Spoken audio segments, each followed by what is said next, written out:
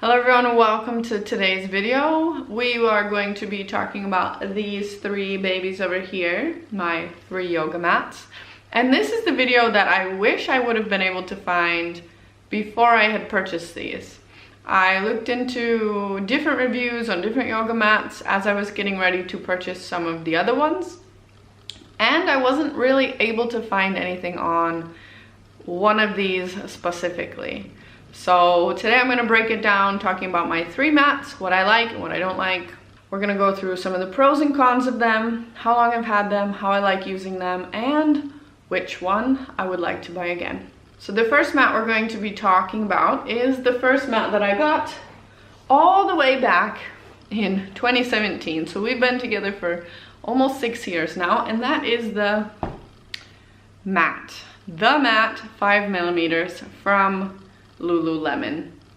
I got this mat in the summer of 2017 when I went to do my booty yoga teacher training back in Ohio, and literally every girl in the studio had this mat, so I was like, well, it must be good. And 6 years later, I can definitely tell you it's still good.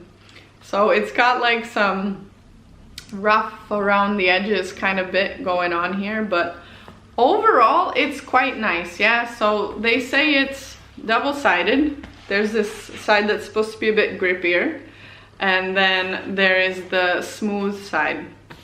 I don't know anybody who has ever used the grippy side facing up.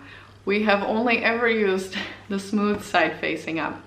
And during sweaty practices and that training that summer, my hands never slipped. My feet never slipped.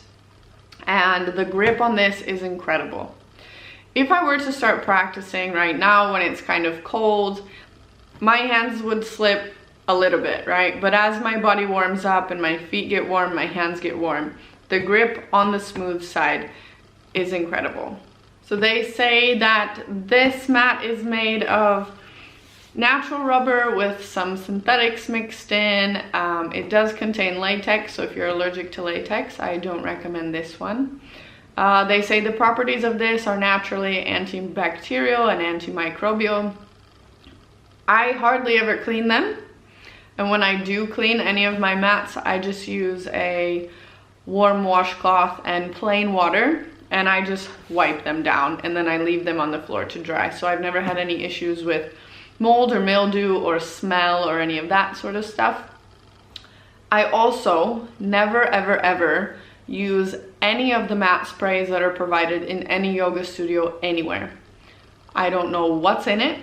I don't know what it's gonna do to the mat, and I don't know what it's gonna do to my skin when I come in contact with it later. So I prefer to just use plain water. I've never had any issues with it, and my mats tend to hold up for quite a long time. There are some downsides to this, the most important one being that it's extremely heavy. It's about 2.5-ish, no, 2.4 kilograms, and it's heavy, right? I've carried it to Berlin, to Bratislava, back and forth to the US, and it's heavy. So that is a downside to this mat. But if you just are looking for a good mat for your home yoga practice, then I could definitely recommend this one from Lululemon. You can find it on their website for approximately 98 euros, I believe. I will link all of the mats in the description box below if you want to go do more exploring on your own. The second mat we are going to be talking about is the B mat by B Yoga. This is the B mat Everyday in 4mm in this deep blue color, and I absolutely love it.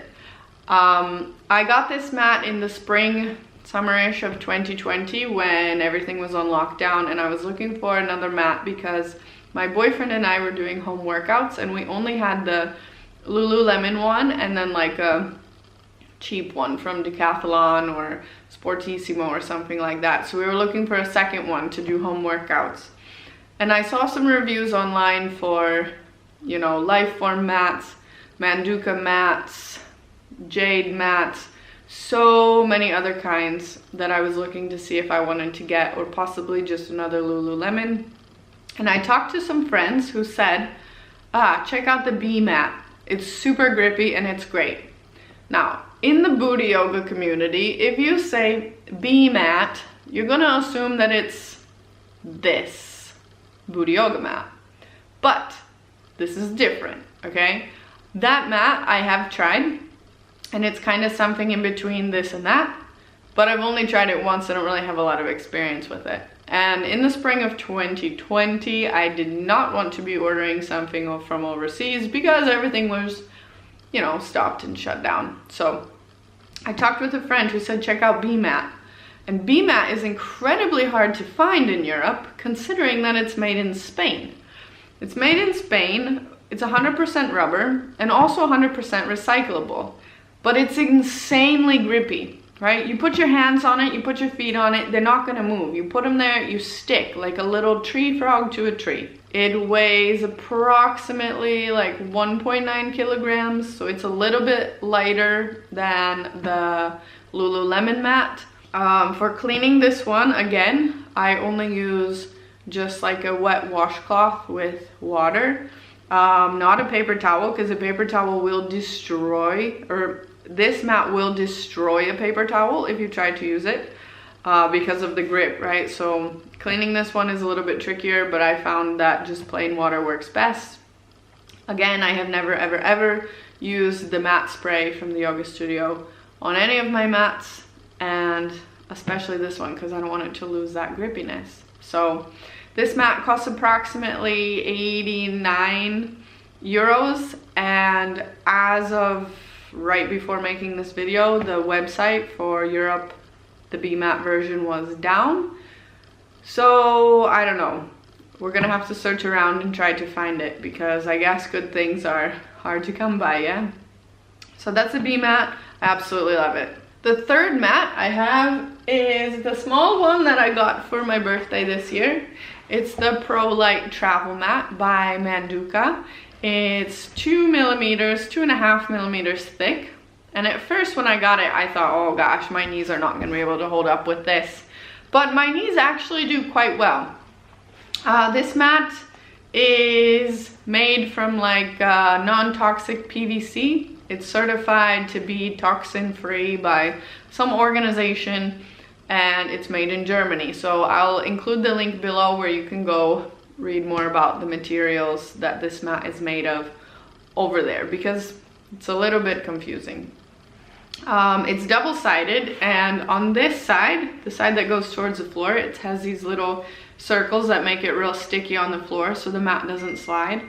But on the other side, the practicing side, it's nice and smooth. However, if you get even the slightest bit sweaty, you are going to slide. Your hands are gonna slide, your feet are gonna slide, and some of the yogis that I have talked to, the students and practitioners both, they have said this is one of their favorites, the Manduka mats, because of that slipperiness. This mat is really nice, it's really portable.